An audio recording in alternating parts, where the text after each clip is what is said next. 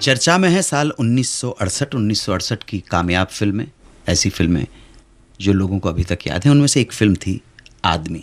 Film को direct किया था ए भीम सिंह ने और प्रोड्यूस किया पीएस वीरप्पा ने। फिल्म की कहानी लिखी अख्तरुल ईमान, कौशल भारती, रामाराव और शमाना ने लिखी।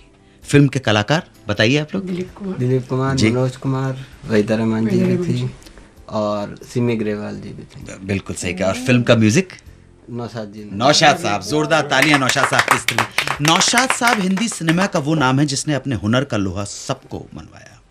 नौशाद साहब ने अपने संगीत से कई फिल्मों को कामयाबी दिलाई। 60 का दशक वो वक्त था जब किसी भी फिल्म में नौशाद साहब का होना फिल्म के हिट होने की गारंटी बन जाता था। बड़े बड़े प्रोड्यूसर्स उन्हें साइन करने के लिए बेताब रहते थे। महीनों उनके डेट्स के मिलने का इंतज़ार किया करते। इसी दौरान फिल्मिस्तान स्टूडियो के मालिक तोलाराम जालान ने उन्हें पैगाम भिजवाया, मिलना चाहते हैं।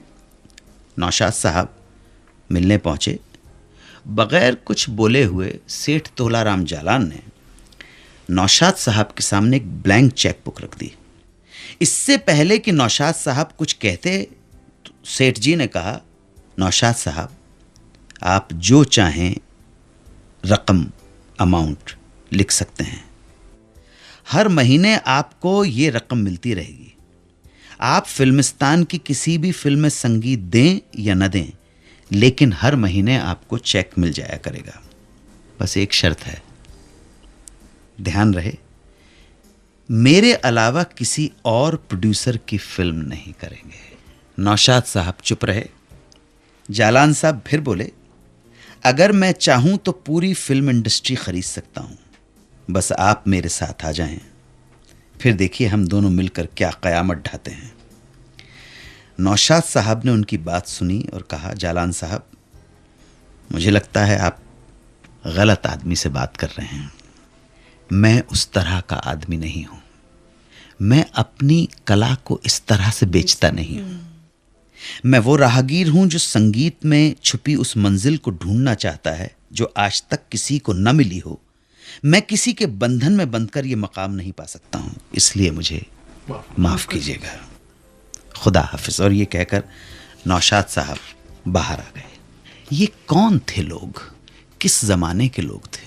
मैं जो लोग पैसे लेकर शादी ब्याहों में नाचते हैं, जो कलाकार, मैं नहीं कह रहा कि वो ख़राब हैं, लेकिन पता नहीं क्यों जब भी नौशाद साहब के इस तरह के किस्से, या कोई मोहम्मद रफ़ी हो क्या बलराज जी के, जो इस तरह के कलाकार जिसने अपनी कला को प्राथमिकता दी, दौलत को नहीं दी, तो पता नहीं क्यों मन भरा था। कहता है यार ऐसा ही होना चाहिए, ऐसा ही होना चाहिए।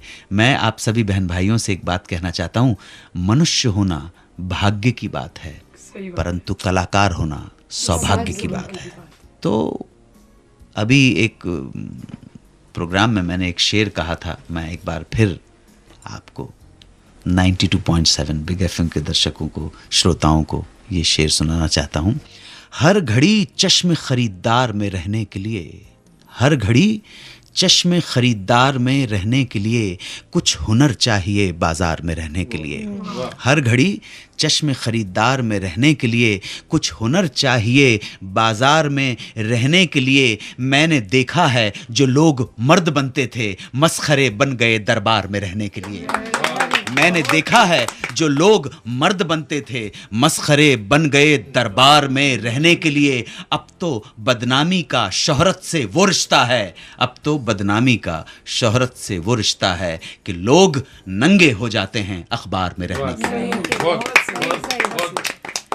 तो ऐसे लोग जिन्होंने अपनी कला को, अपने उसूलों को, अपने सिद्धांतों के ऊपर कायम रहे, कोई नीति मर्यादा के ऊपर कायम रहे, उनमें से एक नाम नौशाद साहब। 1968 की एक film, all time great film, पड़ोसन। अभी तो सिर्फ टीज है। पड़ोसन फिल्म के गीत को मन्ना डे ने अपनी आवाज दी थी, मगर इसी गीत की एक लाइन को उन्होंने गाने से मना कर दिया। वो लाइन कौन सी थी और उन्होंने ऐसा क्यों किया? 92.7 बिग एफएम पर सुनते रहिए सुहाना सफर विद अनु कपूर।